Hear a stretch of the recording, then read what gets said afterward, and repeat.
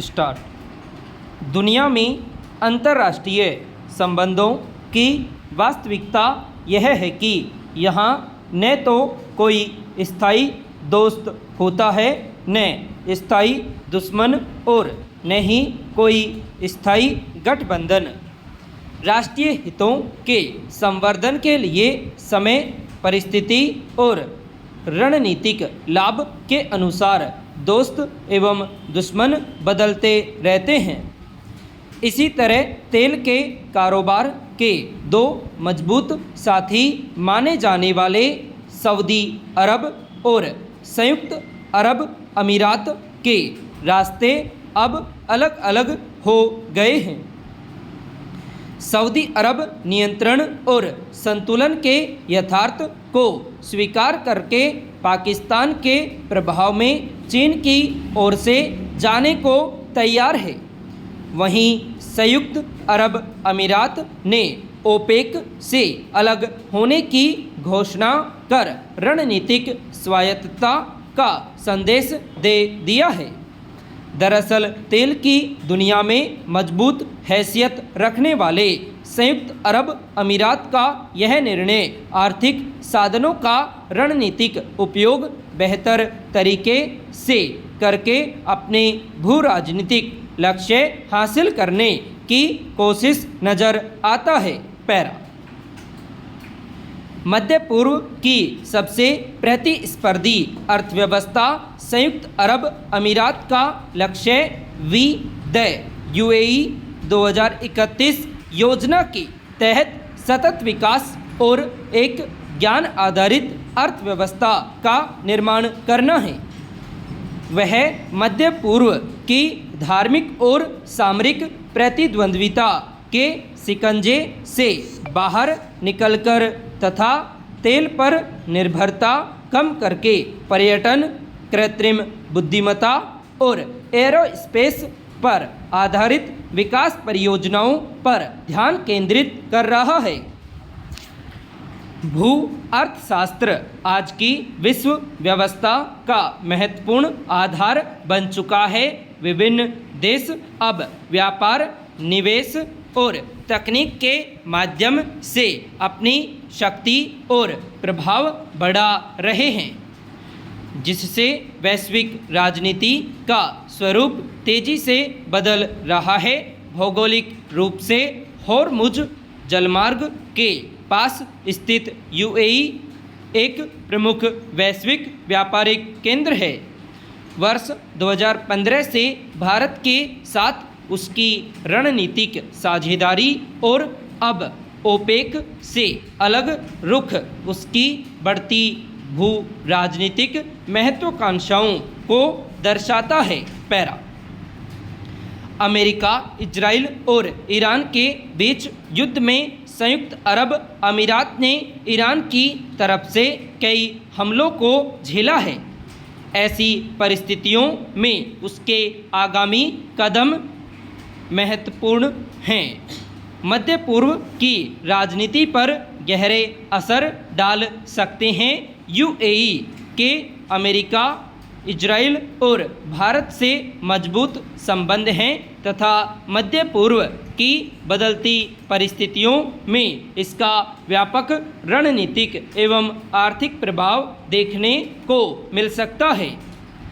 दुनिया के धनी देशों में शुमार यूएई की पूंजी, इजराइल की तकनीक, भारत का बाजार और अमेरिका का समर्थन मध्य पूर्व के नए आर्थिक रणनीतिक समूह के रूप में बाजी पलटने वाले साबित हो सकते हैं। इसकी संभावना इसलिए भी बढ़ी है क्योंकि इन देशों ने सहयोग का खाका पहले ही तैयार कर लिया था। गौरतलब है कि यूएई 2021 में स्थापित भारत, इजराइल, संयुक्त अरब अमीरात और अमेरिका का एक रणनीतिक एवं आर्थिक संगठन है। इसे पश्चिम एशियाई क्वाड भी कहा जाता है। इसका मुख्य उद्देश्य सदस्य देशों के बीच आर्थिक सहयोग, व्यापार, जल, ऊर्जा, परिवहन, अंतरिक्ष, स्वास्थ्य और खाद्य सुरक्षा को बढ़ावा देना है। पैरा। ईरान से युद्ध में सऊदी अरब के रुख पर अमेरिका के राष्ट्रपति डोनाल्ड ट्रंप ने अपनी नाराज़गी कई बार सार्वजनिक रूप से जाहिर की है। युद्ध के बीच सऊदी अरब में पाकिस्तान के लड़ाकू विमानों का जाना दरअसल अमेरिका पर सऊदी अरब की सैन्य निर्भरता कम करने की कोशिश ज़्यादा नज़र आई। मध्य पूर्व में अमेरिका के रणनीतिक हित सऊदी अरब, पाकिस्तान और तुर्की के सैन्य गठबंधन से प्रभावित हो सकते हैं। वहीं संयुक्त अरब अमीरात मध्य पूर्व में एक पूर्व आर्थिक और रणनीतिक शक्ति है। अमेरिका के लिए यह देश बहुत महत्वपूर्ण है और उसने ओपेक से अलग होकर एक तरह से अमेरिकी पक्ष को मजबूत किया है। इससे अमेरिका की शैल नीति का शैल क्रांति का बेल मिल सकता है। शैल क्रांति अमेरिका में वर्ष 2000 के दशक के रूप में शुरू एक तकनीकी क्रांति है जिसने वहाँ की ऊर्जा व्यवस्था को मूल रूप से बदलते हुए उसे वैश्विक शक्ति संतुलन में नई ऊर्जा पर पहुँचा दिया।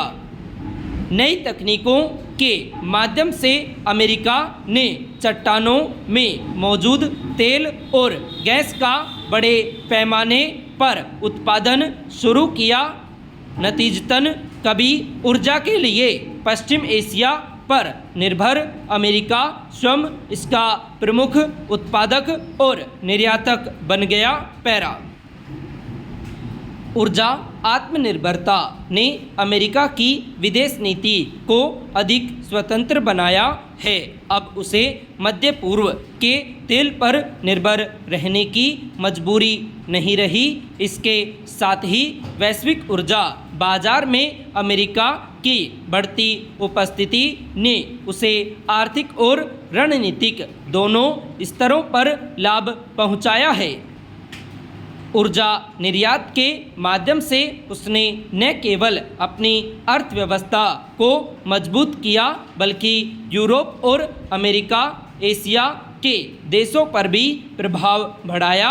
इस क्रांति का सबसे बड़ा असर सऊदी अरब और अन्य ओपेक देशों पर पड़ा। पहले जहां ओपेक के माध्यम से सऊदी अरब तेल की कीमतों और आपूर्ति को नियंत्रित करता था, वहीं अमेरिका के ऊर्जा उत्पादन ने इस नियंत्रण को कमज़ोर कर दिया। वैश्विक बाजार में प्रतिस्पर्धा बढ़ने से सऊदी अरब की बाजार हिस्सेदारी घटी और कीमतों पर उसका प्रभाव सीमित हो गया। वर्ष 2014-15 में सऊदी अरब ने उत्पादन बढ़ाकर कीमतें गिराने की रणनीति अपनाई जिससे अमेरिकी कंपनियां बाजार से बाहर हो जाएं, मगर इसके विपरीत अमेरिकी कंपनियों ने अपनी तकनीक और लागत दक्षता में सुधार कर लिया और पहले से ज़्यादा प्रतिस्पर्धी बन गई। परिणाम स्वरूप सऊदी अरब को आर्थिक दबाव और राजकोषीय घाटे का सामना करना पड़ा।